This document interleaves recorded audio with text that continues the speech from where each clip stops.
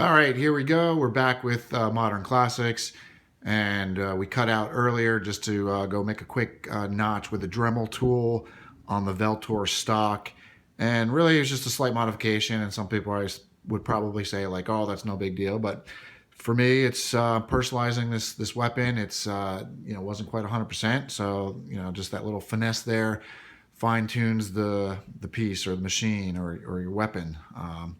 That's just me, personal preference. Again, this is, just, it's not an instructional video. It's just my personal opinion and thoughts on, this particular rifle. And so, yeah, as you can see, really, we just put a little notch right here. Get it in the light there better, right? Little notch.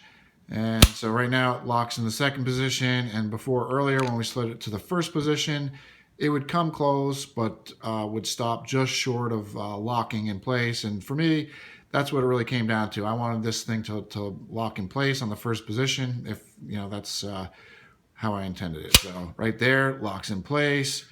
And really, my only complaint, with this stock is it's got some wiggle in it. And that's not really a big deal. So I'm going to go shoot this once I get the upper back. And, if it really bothers me, I think there's a couple quick fixes with some electrical tape that you can put underneath on the rail. But really, anyways, I'm anxious, awaiting the return of my upper. Really kind of want to find out my options. And unfortunately, if the barrel is shot, and that was just speculation over the phone with the tech services, I'm going to be out $400. So just after tax with this, I'm just shy of about $1,300 into this so far. So if I got to drop another $400, that's $17, and then upgrade it to the A5 gas block, the adjustable tube position, that's another $100. And if I really wanted to, I can flute the outside of the barrel, a little bit of a weight savings. They're claiming about 20%. So, I'm up to right at the price of what a new one costs, because these brand new are 22 plus tax. I've seen them up to like $2,400-$2,500. And the more modifications from the factory that are on here, then obviously the price goes up. But, I bought this one because the machining tolerances in the bottom end, they looked really good. The safety, the trigger, it feels okay. Like I said, I'd want to shoot this with this trigger in it first and get a feel for it. And, after, got some rounds through it, then I can always switch over to the Geisley, the 2-stage there, and put that in there. And then I can, tell the difference rather than just right off the bat there. So the only other little thing was on the front lug here. It's loose. So when you put the upper on, there's some wiggle to it. And I found out that one nice thing, they do make a wedge that goes down to here, but just throw an O-ring on the mounting lug from the upper on the front. And once you put that in, you can lock it down in place. You're still able to get the rear pin in and out.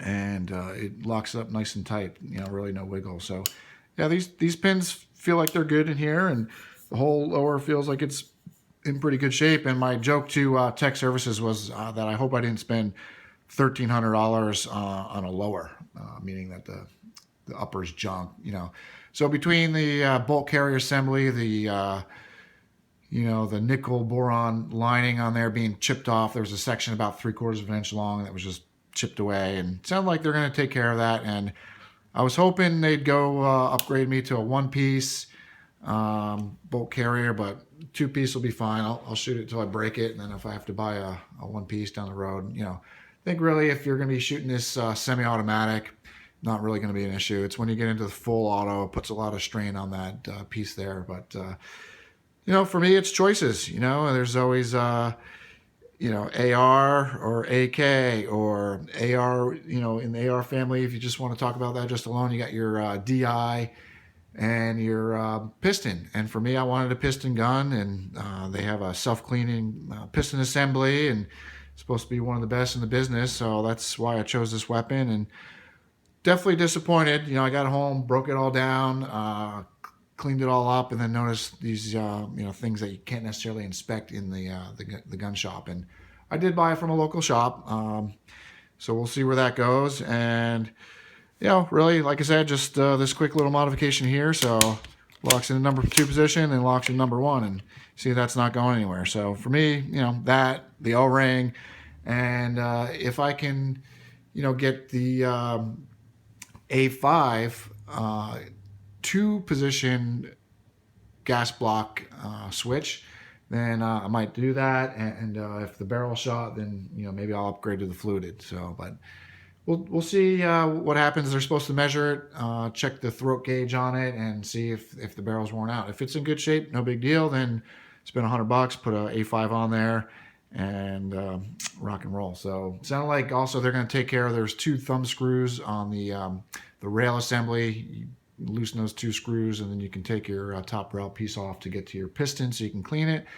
And they're going to take care of that too. So hoping they're going to take care of the screws. Put some new O-rings underneath there because those were all cracked and dry rotted out.